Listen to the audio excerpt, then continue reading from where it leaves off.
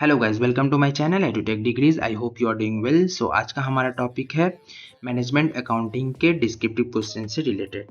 तो गाइस, मैंने ऑलरेडी एक वीडियो बनाया है जिसमें मैंने सेम वन का इंपॉर्टेंट डिस्क्रिप्टिव क्वेश्चंस के बारे में बताया। उसमें से ही 3 डिस्क्रिप्टिव क्वेश्चंस एग्जाम में आए, वो भी मैंने सारा कुछ उसमें बताया। जो मैंने मेरा सेम वन का एक्सपीरियंस था वो सब कुछ मैंने उसमें बताया। अगर आप लोगों ने वो वीडियो नहीं देखा है तो मैं उसका लिंक आई बटन पे दे रहा हूँ, आप लोग जाके प्लीज़ देखिए।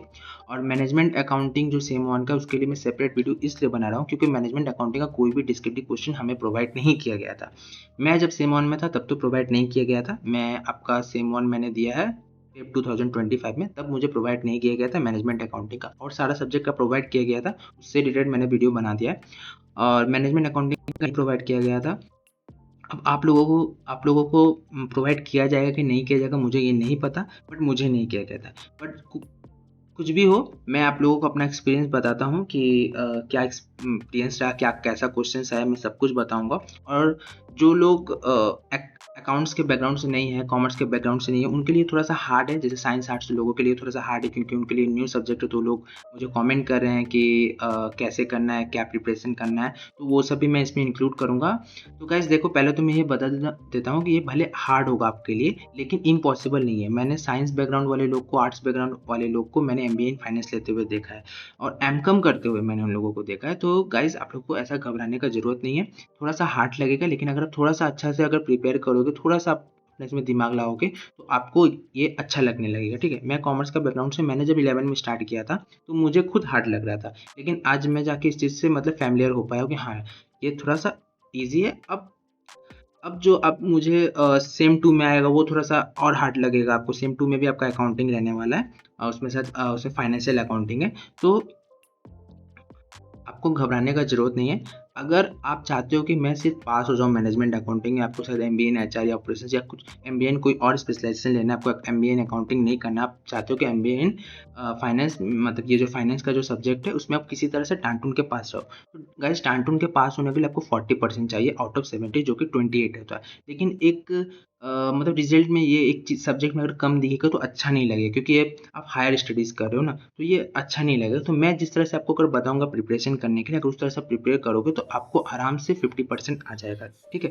तो पहले तो मैं ये बता देता हूँ कि क्या-क्या मुझे क्वेश्चन आया था। तो डिस्क्रिप्टिव क्वेश्चन में मुझे 3 क्वेश्चन आया था, और तीनों ही आपका प्रैक्टिकल आया था, कोई भी थ्योरी बेस्ड नहीं था। तो आप लोग ये मत सोच के जाना कि थ्योरी आएगा, तीनों ही आपका प्रैक्टिकल आएगा। 3 में से 2 करना होगा, 1 क्वेश्चन 10 मार्क्स का होगा। तो मैंने जो 2 किया था वो 2 मुझे याद है, तीसरा मैंने जो नहीं किया था वो मुझको याद नहीं है।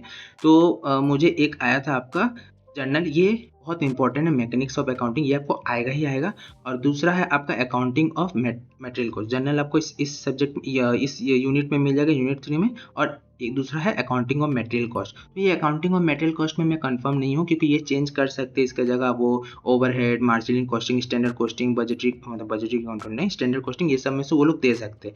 लेकिन जो जर्नल है वो आपका इंपॉर्टेंट रहेगा ही रहेगा। क्यों मैं बता देता हूँ, क्योंकि एक अकाउंट्स के स्टूडेंट को, अगर आप अकाउंट का सब्जेक्ट कर रहे हो, तो उसमें जर्नल जो फाइनेंशियल अकाउंटिंग होता है, जिसमें जर्नल, लेजर, बैलेंस शीट, वो बहुत इंपॉर्टेंट होता है। तो लेजर, बैलेंस शीट नहीं देंगे क्योंकि वो बहुत टाइम कंज्यूमिंग होता है, और जर्नल आपको देंगे क्योंकि वो बहुत कम टाइम में, और आप आराम से जो टाइम आपको दिया जाता है एग्जाम के लिए, उस टाइम में आप कर सकते हो। तो इसलिए जर्नल आपका रहेगा ही रहेगा, मैं लिख के दे रहा हूँ, ठीक है? तो आपको जनरल में उतना दिमाग लगाने की ज़रूरत नहीं, उतना हार्ड वाला करने का ज़रूरत नहीं है। बहुत बेसिक वाला देते हैं, मतलब कि अगर कोई नया सीख रहा है ना, तो वो भी आराम से कर लेगा, ऐसा क्वेश्चन देते हैं, ठीक है?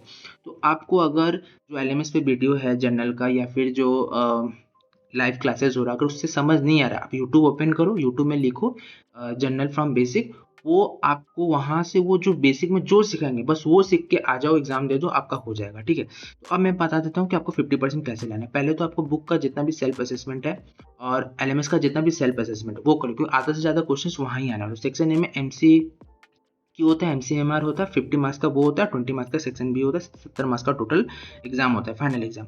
तो आपको वहाँ से 50 में से आराम से मैं धर के अगर चलूँ, तो 50 में से अगर आप गलती भी करोगे ना, अगर मतलब कुछ गलती भी होता है, तो आराम से आपको 35 मिल जाने वाला है, ठीक है? 35 मिल जाने वाला है वहाँ पे आराम से।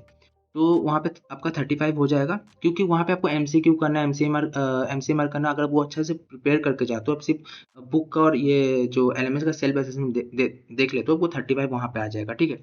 और आप जब सेक्शन 2 में आओगे डिस्क्रिप्टिव क्वेश्चन में, तो वहाँ पे मान लो कि 3 क्वेश्चन में आपको 2 अटेम्प्ट करना है, लेकिन आप सिर्फ एक ही अटेम्प्ट करते हो, ठीक है। मैं बोल रहा हूँ आप चाहो तो 2 अटेम्प्ट कर सकते हो, क्योंकि दूसरा क्वेश्चन में मैं कंफर्म नहीं हूँ, क्योंकि दूसरा क्वेश्चन में standard costing, material costing, overhead कुछ भी वो लोग दे सकते हैं, लेकिन पहला क्वेश्चन में मैं कंफर्म हूँ कि जनरल आएगा ही आएगा। तो अगर आप दूसरा जगह दिमाग ना लगा के, देखो ऐसा मैं बोल रहा हूँ, मैं एक सजेशन दे रहा हूँ, क्योंकि क्या होता है ना, अगर हम सब करके जाएंगे तो कुछ नहीं मिलेगा, लेकिन हम कुछ करके जाएंगे तो वो कुछ ज़रूर मुझे मिलेगा। तो ये मैं थोड़ा-सा मेरा पॉइंट ऑफ व्यू है कि अगर अगर मुझे मैं सोच रहा हूँ कि मैं सब करके जाऊँगा और मेरे लिए हार्ड है, तो मुझे कुछ नहीं मिलेगा, ठीक है। लेकिन अगर मैं थोड़ा बहुत भी करके जाता हूँ, उसी पे मैं अगर अपना पूरा फ़ोकस देता हूँ, उसी उसी थोड़ा पे, तो वो मुझे ज़रूर मिलेगा। तो अगर आप लोगों की ये हार्ड है, आप नहीं कर पा रहे हो कुछ, दूसरा कुछ, तो आप सिर्फ़ जनरल लो, जनरल का प्रिपरेशन करो, एग्ज़ाम में जाओ, जनरल करो। जनरल में आपको 10 में से 10 आराम से मिल जाएगा, लेकिन फिर भी मैं मिनिमम धर के चल रहा हूँ कि आपको उसमें से जनरल में से आपको काट के चलो 5 ही मिला। मैं एक मिनिमम दे रहा हूँ, मैं अगर अगर मान लेता हूँ कि एक बहुत एक्सेप्शनल केस भी आएगा, बहुत रेयर केस भी आएगा, तो 10 में से आपको 5 मिलेगा। तो उधर पे 5 और इधर पे आपका 35, टोटल 40 मार्क्स हो गया। अगर 40 मार्क्स का परसेंटेज निकालोगे तो आपका कितना आएगा? मैं निकाल देता हूँ। अगर आप 40 मार्क्स का परसेंटेज निकालोगे,